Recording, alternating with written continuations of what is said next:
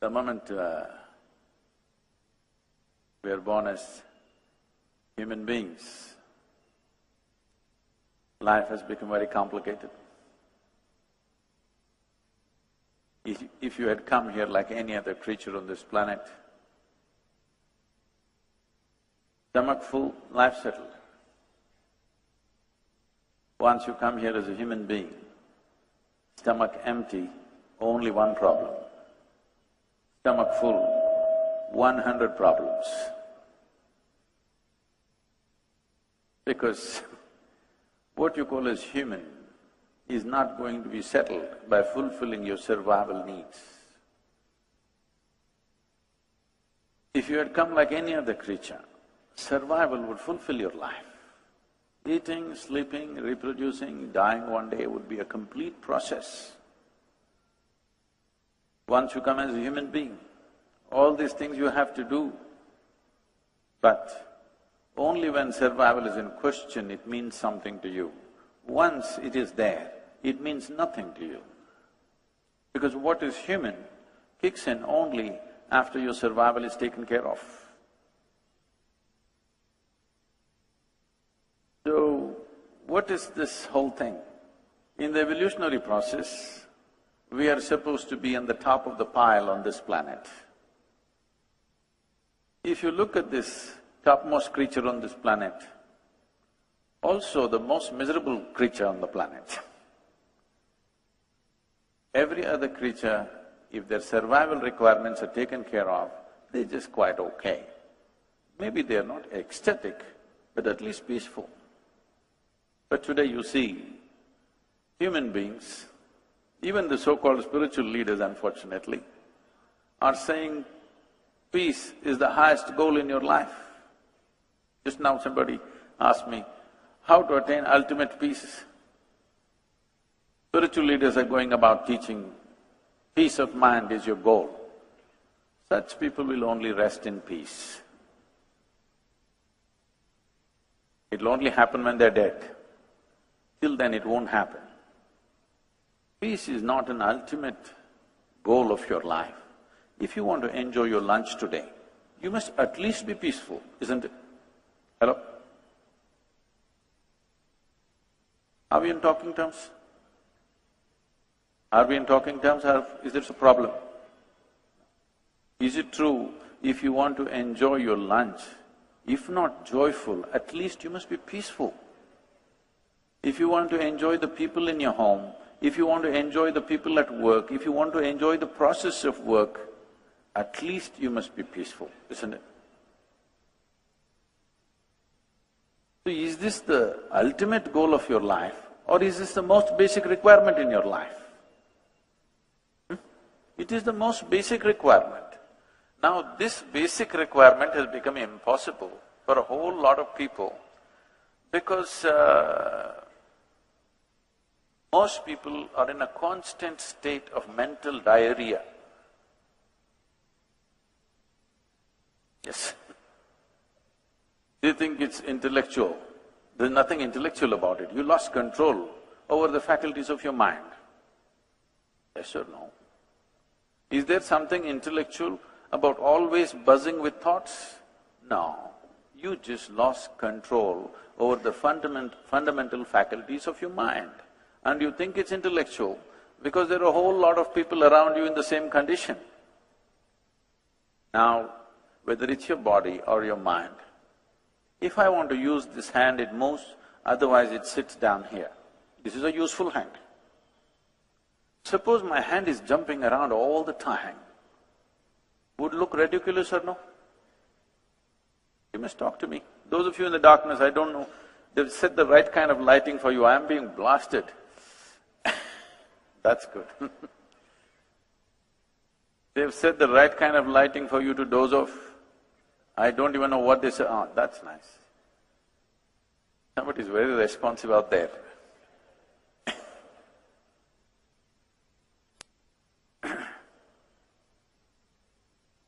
Now,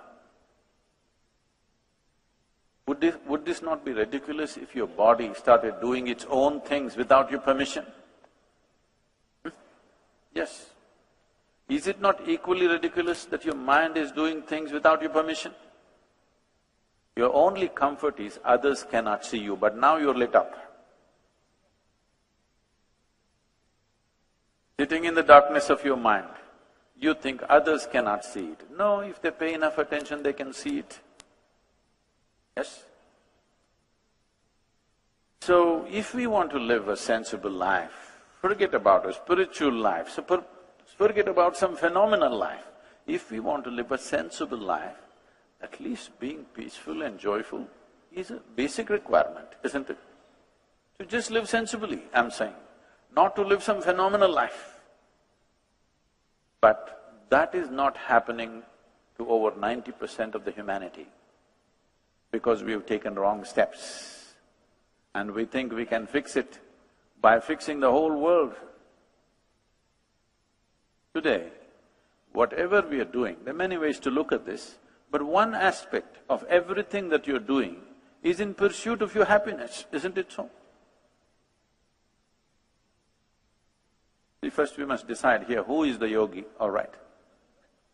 If you think you can just stare at me like this, I have a very long practice. I can sit like this for the next 2 hours without batting an eyelid. Hello? We're talking, all right? Is it true that if your body and your mind took instructions from you, naturally you would create utmost pleasantness for yourself? Yes or no? If unpleasantness is happening, obviously your body and your mind not taking instructions from you. This out-of-control state, you're giving it all kinds of names. If you were given a choice for yourself, pleasantness would be the choice, highest level of pleasantness, isn't it? What you want for your neighbor may be debatable, but what you want for yourself is clear, isn't it? Pleasantness means what? If you're pleasant in your body, we call this health. If it becomes very pleasant, we call it pleasure. If you're pleasant in your mind, we call this peace. If you become very pleasant, we call it joy. If you become pleasant in your emotion, we call this love. If you become very pleasant, we call it compassion. If you become pleasant in your very life energies, we call this blissfulness. If you become very pleasant, we call it ecstasy. If your surroundings become pleasant, we call this success. This is all you're looking for in your life, isn't it so? You want your insides pleasant, you want your outsides pleasant. Organizing outside pleasantness needs a certain amount of skill, certain amount of cooperation from many people around you. There are many forces in the outside situation. You must have the skill to get the cooperation of… If you can keep the cameras down, please, those of you who are on… You want to look at me through your third eye, you can do it, but not an apple eye, okay?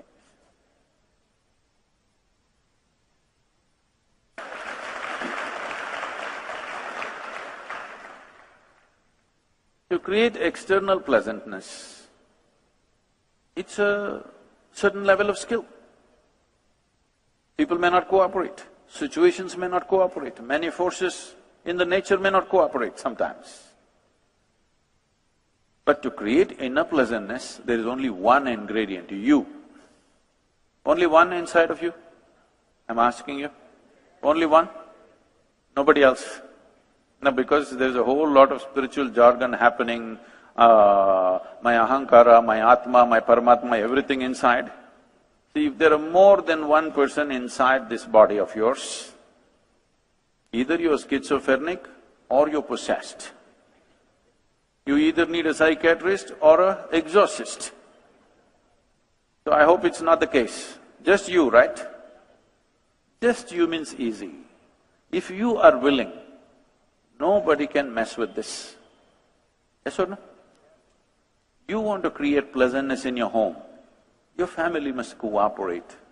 They never cooperate 100%. Yes or no? They cooperate, but never 100%.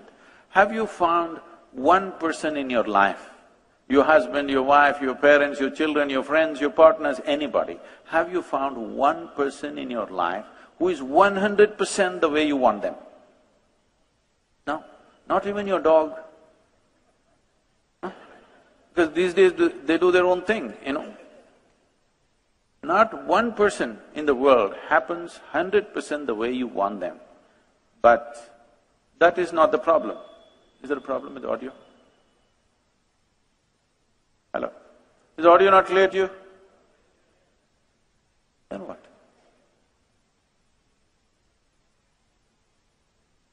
It's okay, son. So nobody has happened 100% the way you want them. It doesn't matter. Nobody ever happens 100% the way you want them. Even if there are just two people in the family, it never happens 100% your way. You should not expect that.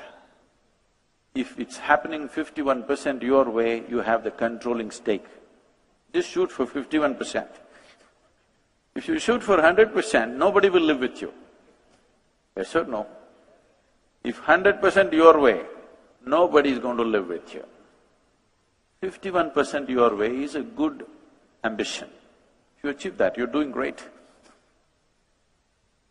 But within you, only one ingredient, just you.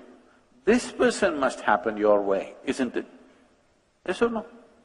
This one person must happen your way. If this person does not happen your way, you're a lost case. Why is it this person is not happening your way?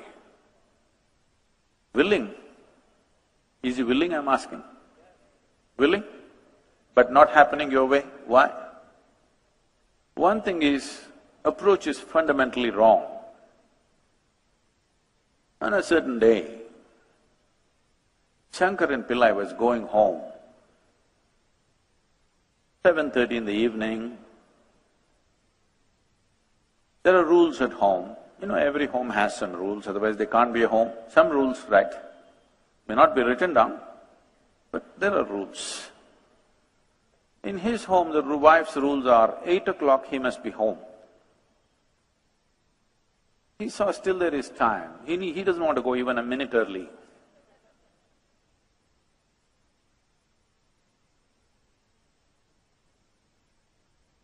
So he thought there is still time. So he walked into a local bar, thinking he'll just have a quick drink and then go home. Well, he had a quick drink and a quick drink and a quick drink and a quick drink and a quick drink. Then he looked at his watch. It says 2 a.m. You know, drinking people are like yogis, they're timeless.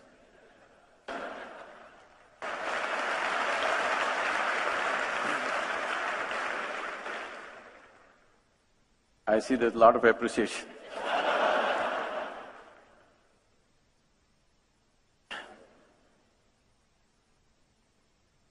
So, he got off his tall stool of the bar stool. It's an unfair world. It's a completely unfair world.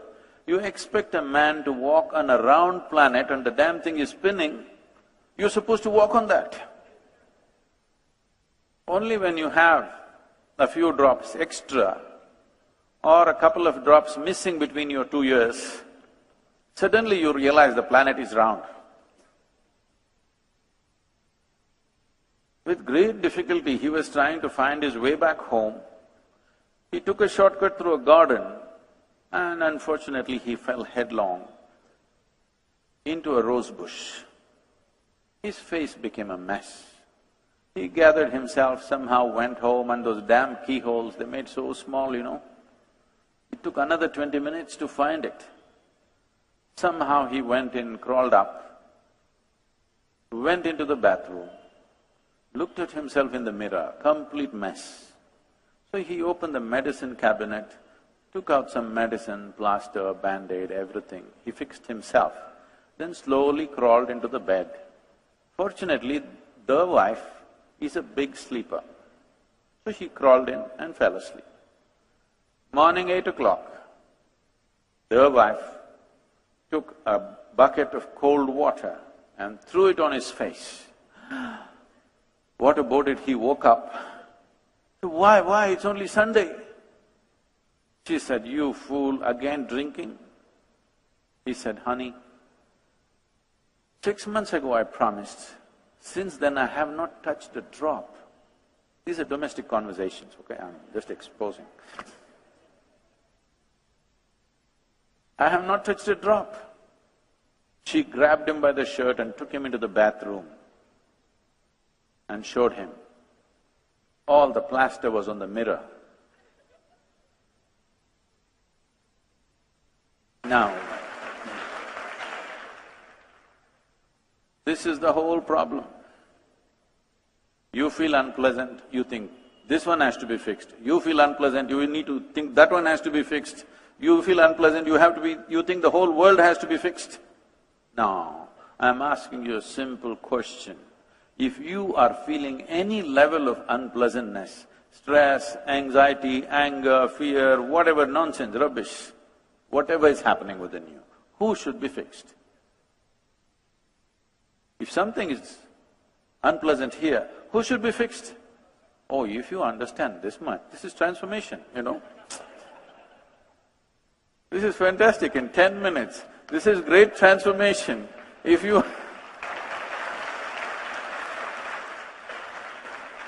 understand this much, this needs to be fixed, not something else, the world will change. Right now, everything that we are doing on this planet is in pursuit of human well-being. In the last 150 years, with the aid of modern science and technology, we have done too much external engineering, too much, which has rendered us into a certain level of comfort and convenience. We have comforts and convenience no other generation could even imagine, isn't it? Yes or no? The level of comfort and convenience in which you and me right now existing here, no other generation could ever even imagine. We are the most comfortable generation ever. Do you agree with me? Physically. But can we claim we are the most peaceful generation, or joyful generation, or loving generation, or ecstatic generation? No. In many ways, we are becoming the most neurotic generation. We are complaining about everything and anything like never before. Yes? We are complaining about everything like never before in the world, though we are the most comfortable. Definitely, materially you're living better than your father and your grandfather, aren't you? Yes or no? Unless your grandfather happened to be the Maharaja. Unless that, otherwise all of you are. In fact, what royalty could not afford 100 years ago, today an average citizen has, isn't it so? All of you driving chariots with 100, 200 horses.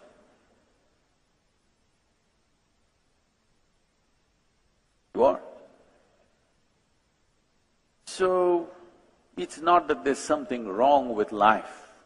It is just that fundamental faculties of life are not taken charge of.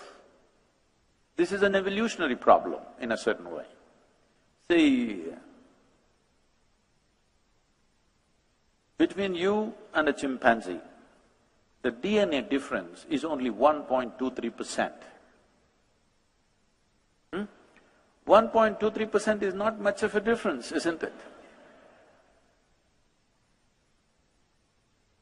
Physiologically, the difference between you and a chimpanzee is only 1.23% in the DNA content.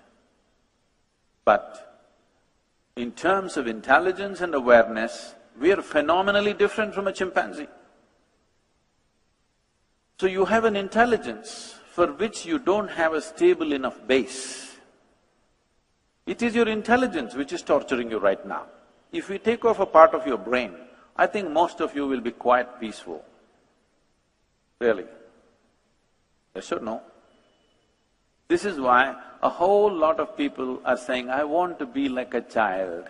Even spiritual leaders going and saying, I am a child. See, suppose you are stuck Let's say your body or your mind stayed at the age of 6. You're a child. Is it a great state to be, I'm asking?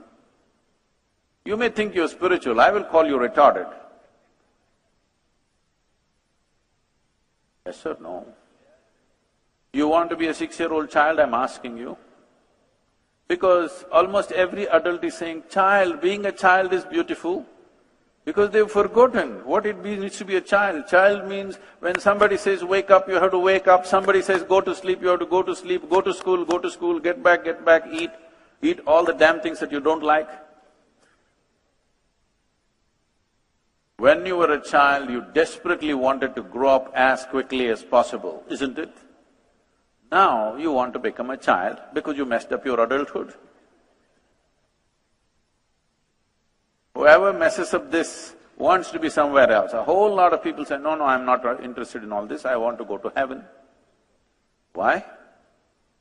Because the advertisements always said, heaven is a very pleasant place. If we had told you from your childhood, God lives in heaven, but it's a horrendous place, do you want to go there? Please tell me sincerely. No, we'll pray from here only. We don't want to go there. Because they've advertised that it's a very pleasant place, lot of people who made a hell out of themselves here want to go somewhere else. Those who want to go to heaven must go, isn't it? They won't go, that's the problem. If those who want to go to heaven go, those who want to be here can create a heaven here. Now, those who have made a hell out of themselves, they don't go. They keep on talking about going, but they don't go. If you're so sure you are going to a better place, you must leave today. You should not postpone your appointment with God.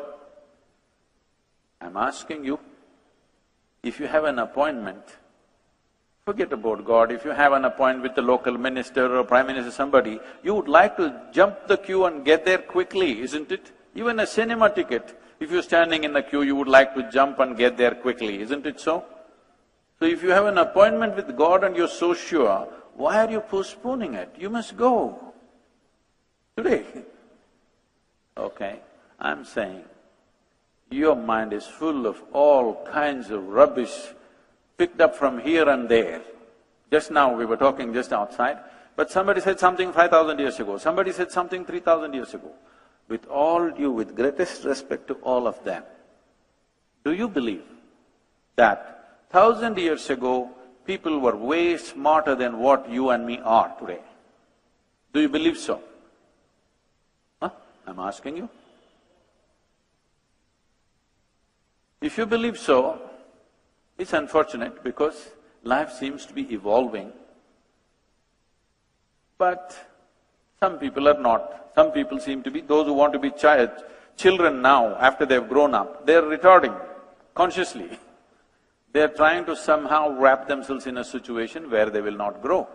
So essentially, it's your own intelligence turning against you. If you had come like an earthworm or a grasshopper or a bird or a tree, you would be quite fine. Because you have entrusted with such a huge intelligence, this has become your problem, isn't it? You know, last year, in the month of August, we were trekking in Tibet. I'm in a tent. So, another person is cutting an apple, and there's one more person. You know, one of those new porcelain knives which are supposed to be very sharp. So this person is cutting an apple and the other person says, it's a very sharp knife, be careful. It irritates me. A knife is supposed to be sharp, otherwise why will I call it a knife? Something is blunt, I don't call it a knife. It's supposed to be sharp. And this is… if it's a child, yes, I would also say, or I would go and take away the knife, that's different. This is a full-grown man. I looked at it, he's not handling a satellite or a earth mover or something. It's just a knife. Well, I continued with my work. Another 2 minutes later, she says again, it's a very sharp knife, be careful. I said, come on, he's a full-grown man, leave him alone. He should know how to handle a knife by now. No, Sadhguru, it's a very sharp knife.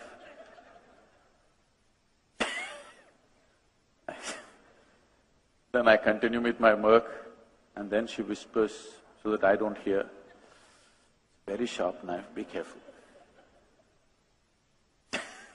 In 2 minutes he cuts his hand. And I say, okay. Maybe he needed so much instruction about this. This is all your problem is. You have a sharp intellect, but not a steady enough hand. Now you're cutting yourself all the time. People come to me and say, Sadhguru, I can't bear with my boss, my mother-in-law, she's torturing me, my husband is impossible, my wife, oh. So I tell them, don't worry, you come here. Your boss, your mother-in-law, your husband, your wife, nobody will enter this ashram. Don't worry. I will give you a nice place to stay, good food to eat. Don't have to do anything, no work, nothing, just stay in your room. Whenever I come and check, you must be joyful. That's the only condition. If you're miserable, I don't believe in feeding misery. If you're joyful, for the rest of your life, we'll bow down and take care of you. Oh, you leave them for 24 hours in one place, you must see the circus, okay? When you're alone, if you're miserable, obviously you're in bad company, isn't it? Isn't it? Somebody is with you and you're miserable, you can always say it's because of this person. You're alone and you're miserable means you're in bad company, you need to fix it. You must understand this much. If you understand this much, then it's very simple. You would look inward. Looking inward is not contemplation.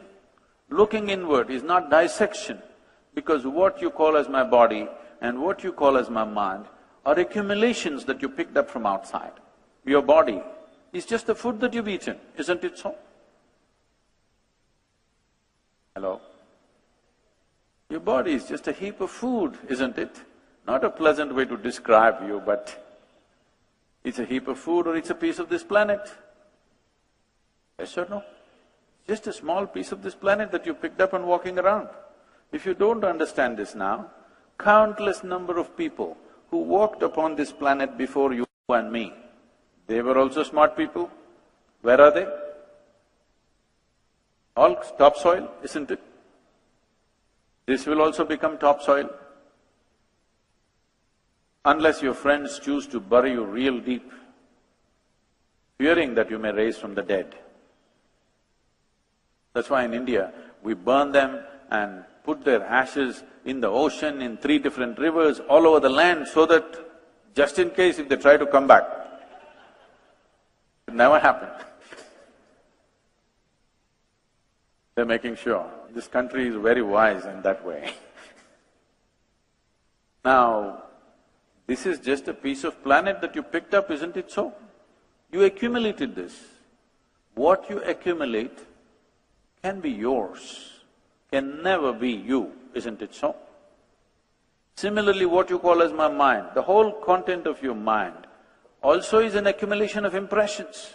This is accumulation of food, this is accumulation of impressions. What you accumulate, you can claim that it is mine, but it can never ever be you. Do you understand this? Right now, as I'm speaking, I will pick up this vessel and say, this is my vessel. You will think, oh, Sadhguru's got some problem. But let's listen, because everybody says he's wise, let's listen some more. After some time, I say, this is me. Then you'll say, let's go. It's getting dangerous. If you are doing this every day, food appears on your plate, you say, this is my food, you eat it and then you say, this is me. The moment you think that you are something that you are not, you have lost your fundamental perspective about life. After that, everything that you do is more and more insanity. If you believe that you are something that you are not, does it amount to insanity, I'm asking you? Even medically you qualify or no? Yes or no? Your only comfort is everybody is like that. That's how it is in an asylum. Everybody is like that only? Only the doctors looks insane, all right? Everybody is like in the same condition. Everybody in the same condition will not make it right. So, the moment you have believed that you are something that you are not, what you gathered has become you, now you have no perspective of life, it is a complete confusion. Once there is no perspective, everything that you do is irrelevant. You will see this, with great distress I'm watching this happening all around me. The most successful people on the planet carry the most miserable faces on this planet. If you're a failure, once you come to terms with failure, you're okay, at least you can take a walk on the beach. But successful people around the world carry miserable faces. This is a wrong message. If you send out a message that success is misery, the next generation may not seek success, which is very dangerous. Once a society does not seek success, that society is down the drain. You must understand, this happened in a big way in United States of America in 60s. The so-called successful people were so straight-jacketed and miserable nonsense. The younger people thought, we don't want to be like that. So they decided to smoke pot on the street side. At least we are happy, we're peaceful. Once again, America is going that way, big time, it's legal now. India is going that way too, so parts of India is going that way. You need to understand, if the next generation is hitting on alcohol and drugs, it's because of you. Because successful people are showing miserable faces. It's not worth pursuing success. But the sweetest thing in human life is success, isn't it? Yes or no? It doesn't matter whether it's a small thing that you're doing or a big thing that you're doing. You want those little act and the big act to be successful, yes or no? Whether you're building a nation or you're hitting a ball, you want it to be successful, isn't it? Because success is the sweetest thing. But now, if you send this, as a generation, if you send this message, success is misery, which is what is happening right now. Because every successful person says he is stressed out. Then why be successful if you can't enjoy it? Your only joy is you're better than somebody else, that's sickness. That is not joy. I'm enjoying that I'm little better than somebody is sickness. Now you are hungry, I've eaten well, and I enjoy this. Is this not sickness? Yes or no? So right now, this sickness is happening. If you really want to know the joy of existing here, you must understand the whole experience of life is generated from within you, never from outside of you. At least right now, even if you're not listening to me, can you see me? Hello? Those in the upper regions, can you see me? Use your hands and show where I am right now. Where am I? You got it wrong. You know I'm a mystic from South India. Some of you are seeing me there, not here. Whichever way. This light is falling upon me, reflecting, going through your lenses, inverted image in the retina. Do you know the whole story? Yes? Where do you see me right now? Within yourself. Where do you hear me right now? Within yourself. Where have you seen the whole world? Within yourself. Everything that's ever happened to you, light and darkness has happened within you. Pain and pleasure has happened within you. Joy and misery has happened within you. Agony and ecstasy has happened within you. Anything that's ever happened to you has happened within you. You have never experienced anything outside of yourself because you're incapable of experiencing anything outside of yourself. You cannot experience what's happening here. Right now, if somebody next to you touches your hand, you think you're experiencing their hand. No. You're only experiencing the sensations in your hand. You cannot experience their hand. Yes or no? In the very nature of things, everything that you ever experience happens from within you. The seat of your experience, the source of your experience is within you. At least what's happening from within you must happen the way you want it, isn't it?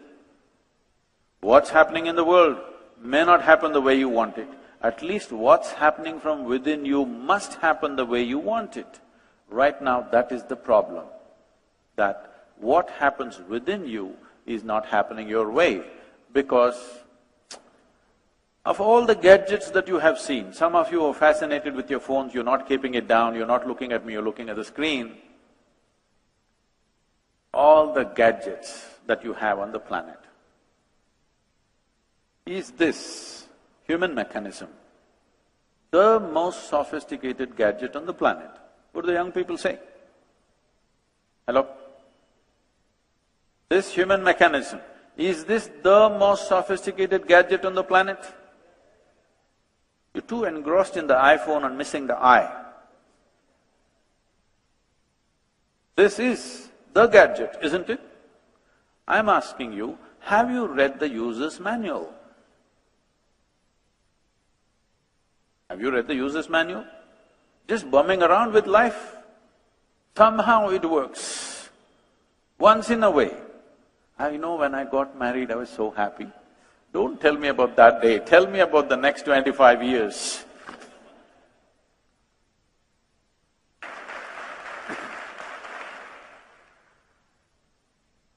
See, somehow anything can happen. By chance, by sheer chance, anything can happen.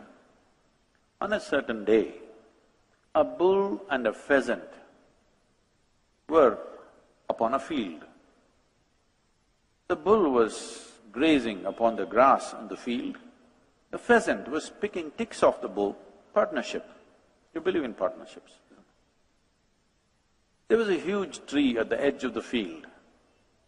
The pheasant, the bird, very nostalgically looked up at the tree and said, "Oh, alas, there was a time I could fly to the topmost branch of the tree. Now I do not have enough strength in my wing even to get to the first branch of the tree." The bull very nonchalantly said, "That's no issue. Eat a little bit of my dung every day. Within a fortnight, you will get to the topmost branch of the tree." The pheasant said, "Come on, what kind of rubbish is that?" The bull said, "Really, try and see, the whole humanity is on it." Very hesitantly, he started pecking at the dung, and lo, on the very first day he reached the first branch of the tree. Within a fortnight, he reached the topmost branch of the tree. Just sitting on the topmost branch of the tree, beginning to enjoy the scenery, the old farmer who was rocking on his rocking chair saw a fat old pheasant on top of a tree, pulled out his shotgun and shot the bird off the tree. The moral of the story is, many times even bullshit can get you to the top, but it never lets you stay there.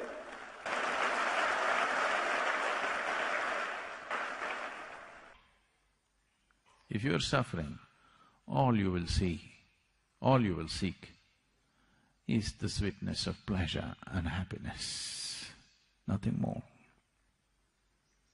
Because people went on talking about or lived their life and made their lives an absolute suffering, that is why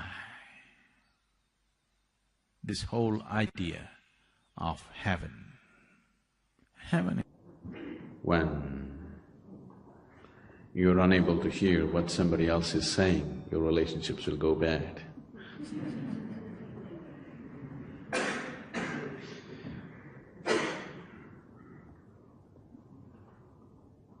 In many ways,